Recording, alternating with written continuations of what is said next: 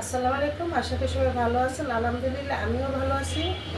আজকে কি রান্না করবো জানেন? একটা শরবত। তা আমি এখানে দুধ চুলায় দিয়ে দিচ্ছি আর কিছু সাবুদানা দিয়ে দিই। আমি আগেও কিছু সাবুদানা দিছি ভিজে রেখে।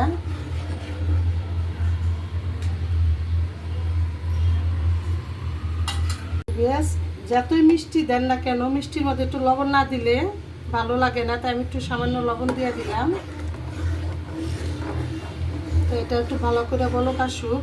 আর এই পাশের চুলায় আমি শরবতের লেগে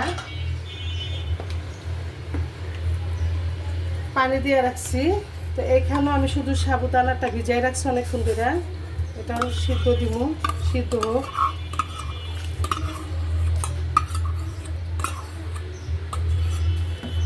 তো এটা কিছুক্ষণ হোক।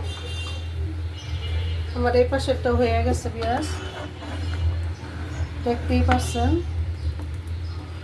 সাবুদানা দিয়া দুধ একসাথে দিছি।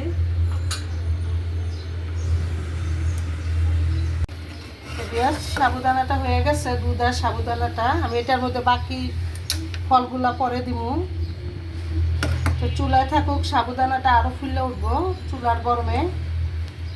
আর এই পাশে যেটা আছে এটাও সাবুদানা ফুলে উঠছে। একটু বলক আসুক। সাবুদানাটা না হওয়া পর্যন্তই আমি লাড়তেই থাকবো, হালকা পাতলা লাড়া দিব। সাথে থাকেন, সম্পূর্ণ ভিডিওটা দেখতে থাকেন। তো বেশ সাবুদানাটা সিদ্ধ হয়ে গেছে। আমি একটু নামাই ফেলাই, নামাই ঠান্ডা পানিতে ধুমু। তো বেশ দোয়া শেষ। তো আমি সাবুদানাটা তুলে ফেলাই।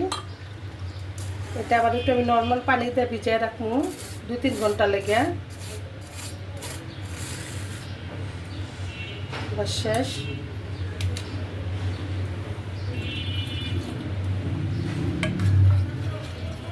তো এটা 2-3 ঘন্টা লেগে ভিজুক বিয়াস।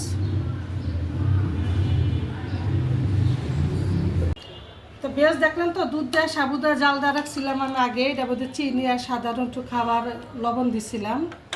তা এখন দিয়ে দেবো সামান্য একটু রুয়াবজা।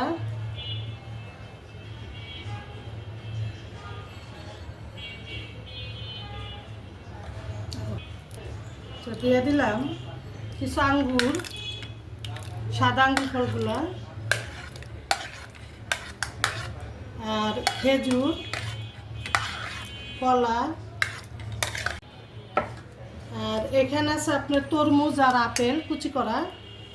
আমি দুটোটাই একসাথে দিয়ে দিই। চিনির পানিতে ভিজানো ছিল যেন কালো না হয়ে যায়। তো এভাবে তো কম বেশ সবাই করে দেন রোজার মধ্যে। সারাদিন রোজার পরে এক গ্লাস খাইলে একটু ভালো লাগে, তা আমিও করছি। তো এখানে আছে আপনার রিসুকলের ভুসি আর তোকমা। তো এই দুটোটাও আমি মিক্স করে ফেলাই। পেঁয়াজি, খেজুরের গুড়, না আখয় গুড়, আর হচ্ছে তোকমা আর রিসুকলের ভুসি একসাথে ভিজানো। তো এটাও আমি মিলাই ফেলাইলাম। এখন যে যেটাই কন, কেউ কয় ডেজার্ট, কেউ কয় ডেজার্ট, কেউ কয় ড্রিস। আমি কই কিন্তু এটা দুধের শরবত।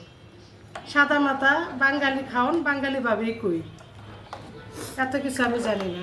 বিয়াস আমি গ্লাসের মধ্যে 2টা বরফ দিয়ে নিচ্ছি। আর এটার মধ্যে কয়েক ধরনের বাদামও আছে। বাদাম আপনারা চাইলে দিবেন, না চাইলে নাই।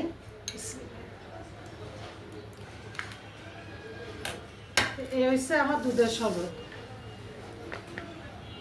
তো বিয়ার যদি আমার শরবতটা ভালো লাগে অবশ্যই লাইক কমেন্ট শেয়ার করবেন, সাবস্ক্রাইব করে দেবেন। আর আমাকে পাশে থাকেন, একটু সাপোর্ট করেন। তাহলে সবাই ভালো থাকেন, সুস্থ থাকেন। দেখা হবে নতুন ভিডিওতে। আল্লাহ হাফেজ।